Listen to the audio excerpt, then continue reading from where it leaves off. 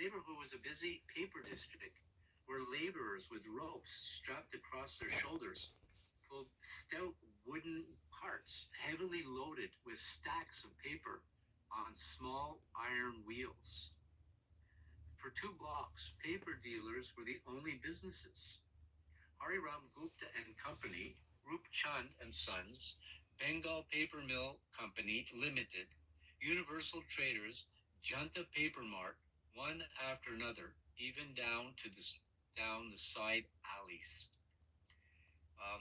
This, just a little comment here, this is very well described. In fact, when we went there in, I don't know, 2007, 2009, it's exactly what it was like. The crowded streets, the mosque was there. Continuing. The neighborhood storefronts were colorful and disorderly. Pedestrian traffic was so hectic that for a person to dolly, even for a moment, would cause a disruption. Carts and rickshaws carried paper and other goods back and forth through the streets. Sometimes a laborer would jog past with a hefty stack of pages on his head, the stack weighing down on either end. Traffic was swift, and or slow-footed pedestrian risked being struck by a load protruding from the head of a bearer or from a passing cart. Occasionally, a man would be squatting on the roadside, smashing chunks of coal into small pieces to sell. Tiny corner smoke shops drew small gatherings of customers for cigarettes or pan. The shopkeeper would rapidly spread the pan spices on a betel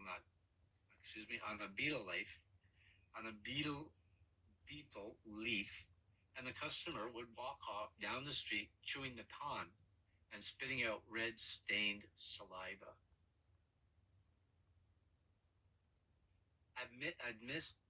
Amidst this milieu was the Chowri Bazaar commercial district blended into tenement life, and children played in the hazardous streets. Bhaktivedanta Swami was a gentle-looking yet determined figure.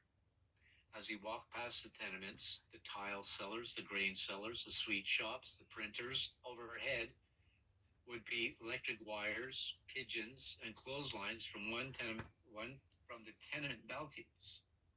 Finally, he would come to OK Press, directly across a small mosque.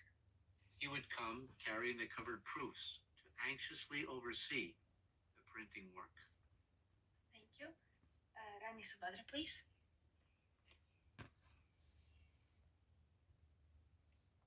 After 4 months, when the whole book had been printed and the sheets were stacked on the floor of the press, Mr. Hitsaran Sharma arranged for the work to be moved to a bindery.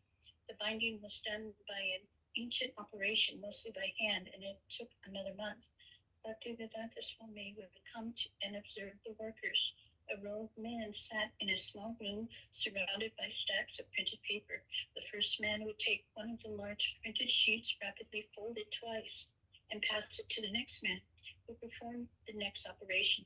The pages would be folded, stitched, and collated, then put into a vise and hammered together before being trimmed on 3 sides with a handsaw and glued. Bit by bit, the book would be prepared for the final hardcover. In addition to his visits to OK Press and the bindery, Bhaktisiddhanta Swami would also occasionally travel by bus across the Yamuna River to Mr. Hitsaran Sharma's Radha Press. The Radha Press was printing 1,000 dust jackets for the volume. Hitsaran Sharma speaking. Swamiji was going hither and thither. He was getting whatever collection he could and depositing them. And he was always mixing with many persons, going hither and thither. With me, he was very fond that I should do everything as soon as possible. He had a great haste. He used to say, time is going, quick do it.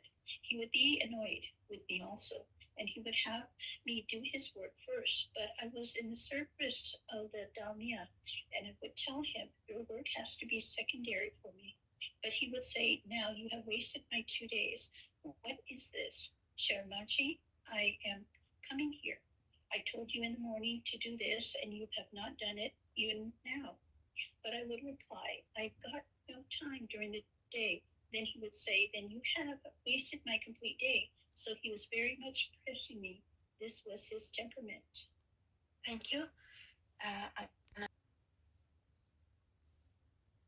Dish the color of an earthen brick and was inlaid with gold lettering.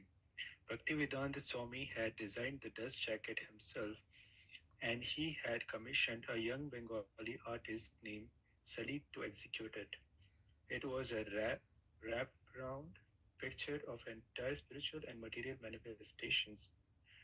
Dominating the front cover was a pink lotus, and with its whirl were Radha and Krishna and their pastimes in Vrindavan, along with Lord Chaitanya chanting and dancing with his associates. From Krishna's lotus planet emanated yellow rays of light, and in that effulgence were many spiritual planets appearing like so many suns. Sitting within each planet was a different four armed form of Narayan, each with his name lettered beneath the planet, Trivikrama, Keshava, Purushottama, and so on. Within an oval at the bottom of the front cover, Mahavishnu was exhaling the material universes. On the inside cover was Bhaktivedanta Swami's explanation of the cover illustration. When the printing and binding were completed, there were 1100 copies. Bhaktivedanta Swami would receive 100 copies and the printer would keep the balance. From the sale of 100 copies, Bhaktivedanta Swami would continue to pay off his debt to the printer and binder. Then he would receive another supply of books. This would continue until he had finished paying his debt. His plan was to then publish a second volume from the profits of the first and the third volume from the profits of the second. Kant, Kantavedi went to pick up the first 100 copies.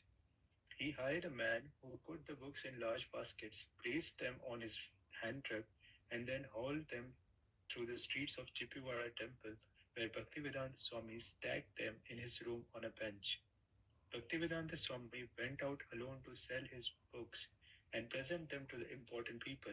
Dr. Radhakrishnan, who gave him a personal audience, agreed to read the book and write his opinion. Hanuman Prasad Poddar was the first to write a favorable review. It is a source of great pleasure for me that a long cherished dream has materialized and is going to be materialized with this and the would be publications. I thank the Lord that due to His grace, this publication could see the light. Thank you. Bhaktivedanta